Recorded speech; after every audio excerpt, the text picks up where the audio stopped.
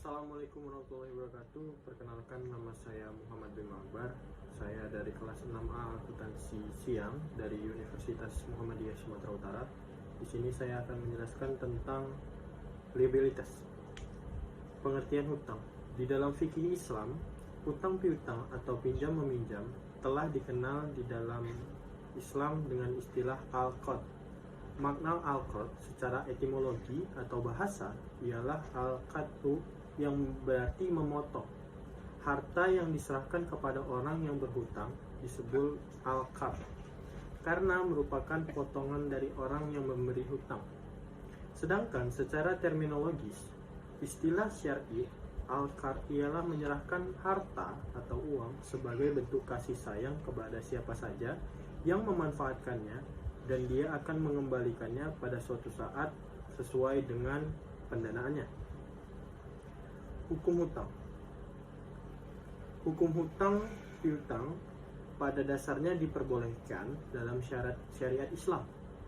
Bahkan orang yang memberikan hutang kepada orang yang membutuhkan adalah hal yang disukai dan dianjurkan, karena di dalamnya terdapat pahala yang besar.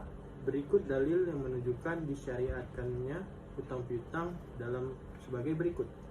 Firman Allah Subhanahu wa taala di dalam Al-Qur'an surat Al-Baqarah ayat 245 yang artinya, siapakah yang memberi pinjaman kepada Allah, pinjaman yang baik, memanfaatkan hartanya di jalan Allah, maka Allah akan melipat gandakan pembayaran kepadanya dengan berlipat ganda yang berhak. Dan Allah menyempitkan dan melampaukan rezeki, dan kepadanya lah kamu dikembalikan. Quran surat Al-Baqarah ayat 245. Hukum hutang piutang pada asalnya diperbolehkan dalam syariat Islam. Bahkan orang yang memberikan hutang atau pinjaman kepada orang lain yang sangat membutuhkan adalah hal yang disukai serta dianjurkan, karena di dalamnya terdapat pahala yang sangat besar. Konsep hukum hutang dalam Islam. Firman Allah Subhanahu wa taala bermaksud, wahai orang-orang yang beriman, apabila kamu bermuamalah tidak secara tunai untuk waktu yang ditentukan, hendaklah kamu menulisnya. Surat Al-Baqarah ayat 282.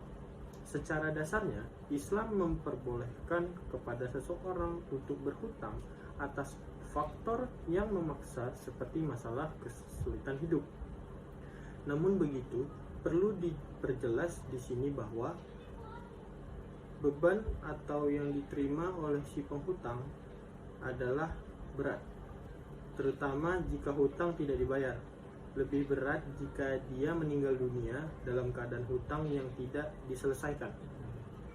Perkara zolim dalam urusan hutang piutang meski dielakkan dan dijauhkan seperti mengelakkan riba, faedah dan bunga yang tinggi, karena ia ternyata membebankan si penghutang. Lebih parah dengan kadar bunga yang terlalu tinggi, menyebabkan berlakunya nilai bunga yang sepatutnya dibayar semula jauh lebih tinggi daripada kadar waktu pada saat dipinjam. Ia ternyata penganiayaan kepada manusia lemah dan tidak mempunyai kemampuan. Macam-macam hutang. Hutang dalam hukum Islam terbagi menjadi dua bagian, yaitu hutang yang baik atau qard hasan dan hutang berbunga atau qard ribawi. Hutang baik atau hutang halal yaitu adalah hutang yang transaksi hutangnya dari pemberi hutang kepada yang hutang berdasarkan pada belas kasih pada terhutang atau muktarid, agar supaya mengembalikan dengan nilai yang sama tanpa syarat lebih. Sedangkan hutang ribawi atau hutang haram yaitu hutang yang diberikan kepada orang yang hutang dengan syarat mengembalikan dengan nilai yang lebih dari nilai yang dipinjamkan di awal. Rukun hutang di sini ada 4. Dalam hukum hutang harus sesuai rukun. Yang pertama, ada yang berhutang atau peminjam atau piutang atau debitor. Yang kedua, harusnya ada yang memberi hutang atau kreditor. Yang ketiga, ada ucapan atau kesepakatan atau bisa dibilang ijab qabul. Yang keempat, ada barang atau uang yang dihutangkan. Beberapa adab dalam hutang. Yang pertama, hutang piutang harus ditulis atau dipersaksikan. Yang kedua, pemberi hutang atau si peminjam tidak boleh mengambil keuntungan atau manfaat dari orang yang berhutang. Yang ketiga, melunasi hutang dengan cara yang baik.